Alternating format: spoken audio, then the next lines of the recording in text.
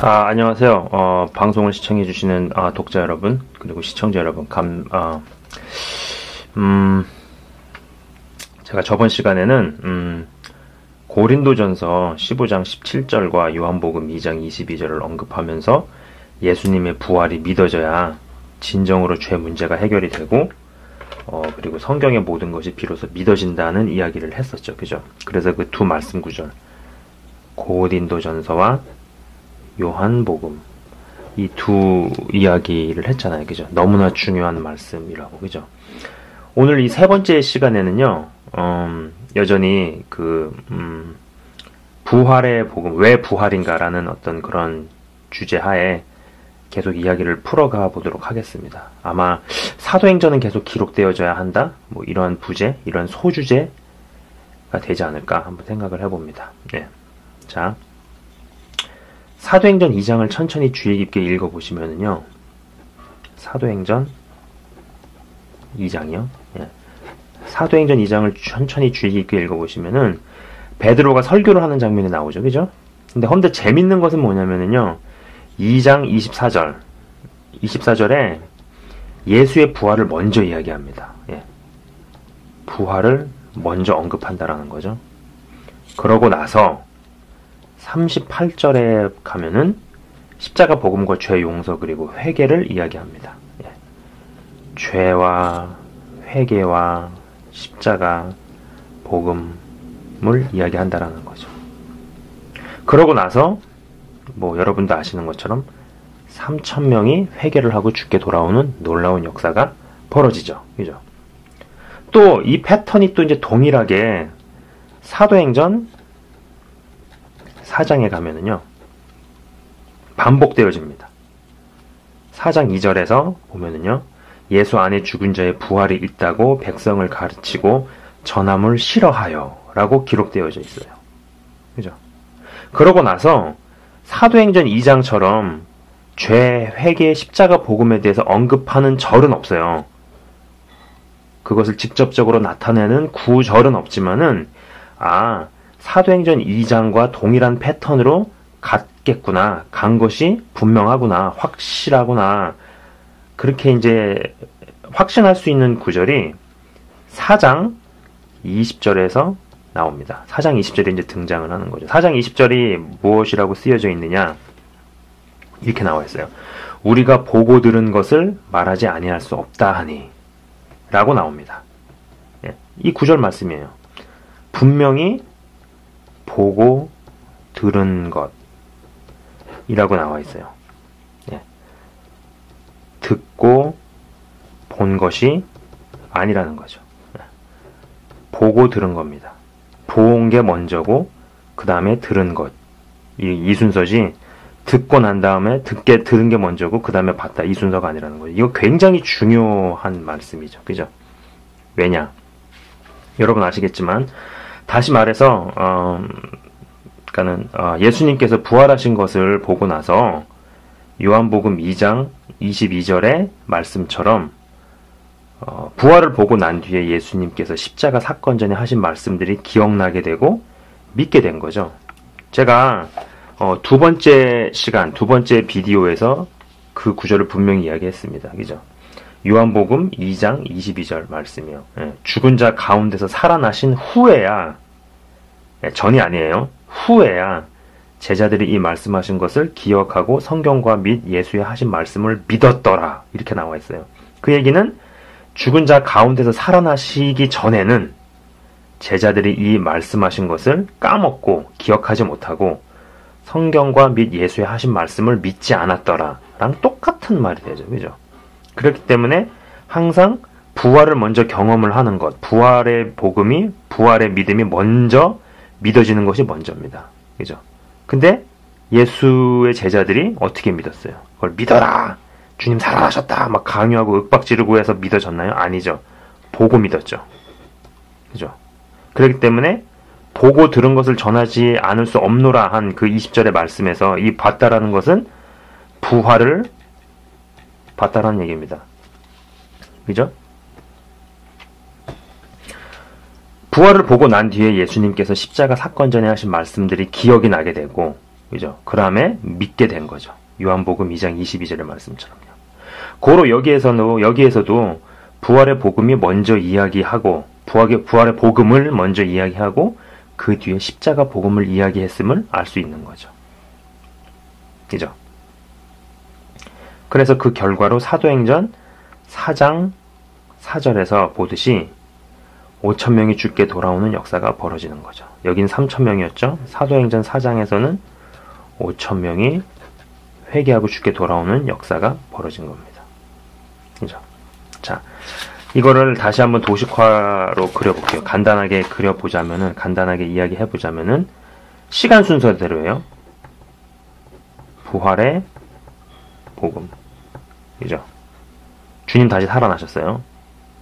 플러스 십자가 복음. 그죠? 이렇게 되었더니 사도행전 2장에서는 3,000명이 회개하고 돌아오고 4장에서는 5,000명이 회개하고 돌아왔다는 얘기죠. 그죠? 이거는 뭐냐? 다시 말해서 보고 들은 겁니다. 듣고 본 게 아니라는 거예요. 보고 들은 것. 본 것을 먼저 이야기하고 그 다음에 들은 것들. 예수님께서 십자가에 달리시기 전에 말씀하시고 했던 것들이 비로소 그때서야 기억이 나게 되고 믿게 되어진 것을 전한 거죠. 그죠? 근데 이제 여러분도 아시겠지만은 이 영역, 이 보고, 이 영역은 진지하게 고려하지 않고 들은 것에 많이 강조되어 왔죠. 그동안 이때까지. 그죠? 부활의 복음이 회복되어야 십자가 복음이 온전해짐에도 불구하고 말이죠. 그죠? 사단은 부활의 복음만 교묘하게 가려놔도 십자가 복음이 제대로 일하지 못할 것을 알고 그 영역을 가리는데 상당히 성공했어요. 이 영역을 살짝 가리는 거죠. 그죠? 보통 우리가 이제 알듯이 뭐 역사적인 얘기를 좀 오늘 많이 하고 싶진 않지만은 뭐 이건 방송 보시는 분들도 아실 거예요. 뭐 좀 시간이 여기서 더 지난 다음에 이제 로마가 기독교를 국교로 막 선포하고, 그리고 기독교인들에게 뭐 돈과 권력을 쥐어주고 뭐 여러 가지 편의와 특혜를 베풀어 주었던 그 일들이 있잖아요. 좀 더 지나면 이제 그거를 이제 세속화 전략이라고 볼 수도 있는데, 그 세속화 전략을 논하기도 전에 벌써 고린도 교회 내에서 부활을 의심하는 사람이 생겼습니다. 참고로 고린도전서 15장 35절을 한번 찾아보시면은, 그때까지 갈 것도 없고, 뭐, 로마에서 뭐 기독교를 국교로 선포하고, 뭐, 이런 거 여기까지 갈 것도 없고, 벌써 고린도 교회 내에서도 부활을 의심하는 사람이, 좀 믿지 않는 사람들이 생겨났다라는 것을 유추해 볼 수 있는 거죠. 그죠? 그래서 이런 것들을 다 종합해 봤을 때, 사단이 얼마나 부활을 싫어하는지를 엿볼 수 있는 대목이죠. 당연히 싫어하죠. 요게 회복이 되고 요게 이어지면은 3,000명, 5,000명씩 죽게 돌아오는데 자기 왕국에 속해 있던 사람들을 한두 명도 아니고 수천 명씩 빼앗기는데 얼마나 부활을 싫어하겠어요. 그죠? 이제는 사단의 전략에 의해서 교묘히 감춰져 있는 부활의 복음, 예수님의 다시 살아나심이 우선적으로 중요하게 다루어져야 한다라고 좀 봅니다. 그렇게 되어야지 요한복음 2장 22절의 말씀이 이루어질 수 있는 거죠. 한 번 더 읽어볼게요. 너무 중요한 말씀이라, 죽은 자 가운데서 살아나신 후에야 제자들이 이 말씀하신 것을 기억하고 성경과 및 예수의 하신 말씀을 믿었더라. 이 말씀이 제대로 작동을 하는 거죠. 그죠?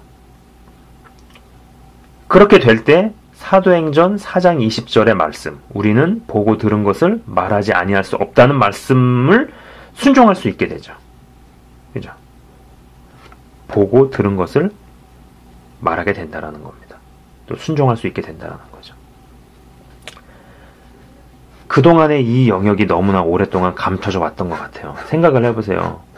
고난절이나 이런 기간들은 긴데 부활절은 딸랑 하루 기념하고 뭐 계란이나 하나 까먹고 그냥 어떻게 스리슬쩍 그냥 넘어가 버리잖아요. 사실 어떻게 보면은 이 부활에 관한 것을 더 오랫동안 강조를 해야 되는 것 같아요. 근데 달랑 하루 기념하고 계란 까먹고 차라리 부활절 내지는 부활절보다는 다른 기간, 뭐 고난주간이라 이런 것들은 더 기간이 길잖아요. 무언가 교묘한 연막 작전이 있다는 생각 안 드십니까? 네. 사실 이게 회복이 돼야지 이것도 제대로 워킹을 하는데 여기를 교묘하게 가려놓은 거죠. 그죠? 마치 유전자, 인간의 유전자랑 침팬지 유전자가 3%만 달라도 유전자가 3%의 차이 때문에 어떤 유전자는 침팬지가 되고 어떤 거는 인간이 된다고 뭐 그렇게 이야기를 하잖아요. 요것만 가려놓은 게 그 3%에 해당되지 않을까? 뭐 이런 생각을 해보는 거죠. 그죠? 사도행전 이제 28장이요. 바울이 온 이태를 자기 셋집에 머물면서 자기에게 오는 사람을 다 영접하고 하나님의 나라를 전파하며 주 예수 그리스도에 관한 모든 것을 담대하게 거침없이 가르치더라는 말씀으로 끝이 납니다. 하지만 이제 방송을 보시는 분들께서 이제는 이 부활의 복음을 깨닫고 여길 깨닫는 거죠. 사도들이 하던 방법대로 하나님 나라를 전함으로써 이게 중요한 겁니다. 사도들이 하던 방법대로요. 하나님 나라를 전파함으로써 그 이후에 우리 방송을 보시는 뭐 어떤 분 시청자 뭐 제가 일일이 다 알 수는 없지만 뭐 아무개 이 아무개도 보고 들은 것을 전해 나가더라. 는 그 사도행전 29장이 새롭게 기록되어져 나가기를 한번 진심으로 기대를 해봅니다. 그래서 정말로 보고 들은 것을 전함으로써 사실 사도행전 28장이 끝은 나지만 뭔가 좀 약간 좀 뭐랄까 좀 석연치 않게 끝나거든요. 왠지 조금 더 그 이후에 기록되어야 될 것처럼. 그래서 이제 이 방송을 보는 여러분들이 이제는 사도행전 29장, 30장, 31장을 새롭게 써 내려가시는, 그래서 보고 들은 것을 제대로 전함으로써 하나님의 나라를 정말 제대로 확장시켜 나가는 초대교회의 그런 역사가 이제 다시 회복되어지는 놀라운 은혜가, 또 놀라운 축복이 있기를 진심으로 기대해 봅니다.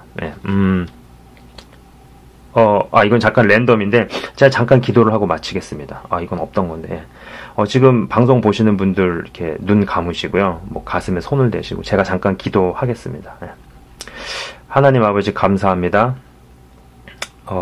이 부활의 복음이 너무나 중요한 것임에도 불구하고 정말로 오랜 시간 동안 안개에 가려졌던 것처럼 막혀져 왔었던 것을 우리가 봅니다.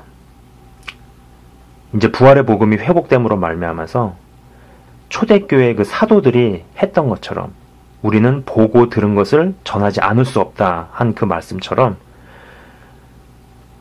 우리도 보고 들은 것을 전하는 사람들 되게 하여 주옵소서. 그래서 정말로 사도행전의 역사가 계속되고 사도행전이 28장에서 끝나는 것이 아니라 29장, 30장, 31장으로 계속 쓰여질 수 있도록, 기록되어질 수 있도록 우리가 정말로 부활의 복음을 깨닫고 온전한 복음이 내 안에서 작동하기 원합니다. 주님 역사하여 주시고 이 방송을 보시는 분들 한 분 한 분에게 진정한 복음이 깨달아지게 하여 주시옵소서. 그래서 사도행전의 역사가 우리들을 통하여서 계속 기록되어지기를 기대해 봅니다. 주님 감사드립니다. 예수 그리스도 이름으로 감사드리며 기도드립니다. 아멘. 시청해 주셔서 감사합니다.